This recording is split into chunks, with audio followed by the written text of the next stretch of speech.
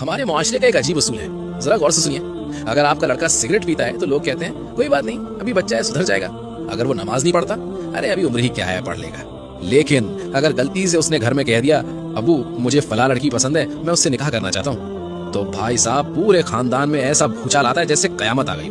अचानक वो लड़का बेशर्म हो जाता है, नाफरमान हो जाता है, अब्बा की इज्जत, दादा की पगड़ी और खानदान की नाक सब खतरे में आ जाता है। अरे भाई, क्या निकाह करना कोई गुनाह कबीरा है या हमने अपने घमंड को दीन बना लिया है?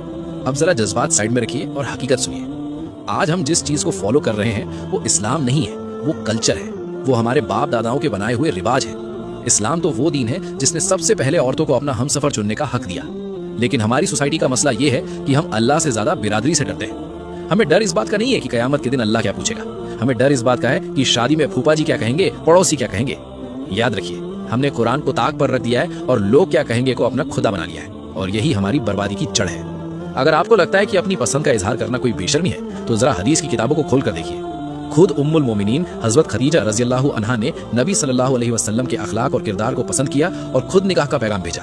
और सबसे बड़ी दलील सुनन इब्ने माजा हदीस नंबर 1847। मेरे और आपके नबी सल्लल्लाहु अलैहि वसल्लम ने साफ लफ्जों में फरमाया, दो मोहब्बत करने वालों के लिए निकाह से बेहतर कोई चीज नहीं देखी गई। गौर कीजिए, नबी ने ये नहीं कहा कि मोहब्बत करना हराम है, बल्कि उन्होंने उसका हल बताया, और वो हल निकाह है। इस्लाम दिल के जज्बात को मारता नहीं है, बल्कि उसे पाकीज़गी का रास्ता देता है। अब मेरी बात हर वालिदैन कान खोल कर सुन ले।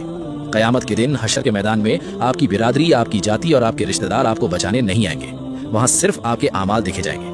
अगर आपके बच्चे निकाह करना चाहते हैं और लड़का लड़की दीनदार हैं, अच्छे हैं, फिर भी आप सिर्फ अपनी अना और जिद की वजह से मना कर रहे हैं, तो याद रखिए, अगर वो बच्चा डिप्रेशन में चला गया या उसने बागी होकर जिना कर लिया, तो उस गुनाह का बराबर का अजाब आपके सर पर होगा।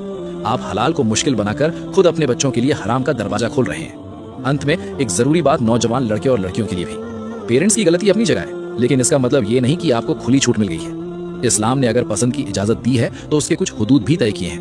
मोहब्बत और बेशर्मी में एक बहुत बारीक लकीर होती है। अगर आप उस दायरे को पार कर गए तो वही पाकीज़ा मोहब्बत कब गुनाह कबीरा बन जाएगी आपको पता भी नहीं चलेगा। क्या आप जानना चाहते हैं कि इस्लाम में हलाल मोहब्बत और हराम मोहब्बत में असल फर्क क्या है? लड़के लड़की को बातचीत कहाँ रोक देनी चाहिए और वो कौन सी गलतियां हैं जो आपकी मोहब्बत को हराम बना देती हैं? अगर आप इस टॉपिक पर एक डिटेल्ड वीडियो चाहते हैं तो अभी कमेंट में लिखें हलाल लव। इंशाअल्लाह अगला वीडियो इसी पर होगा, ताकि आपको अपने दायरे और अल्लाह की हदों का सही इल्म हो सके। अल्लाह हम सबको हिदायत दे, आमीन।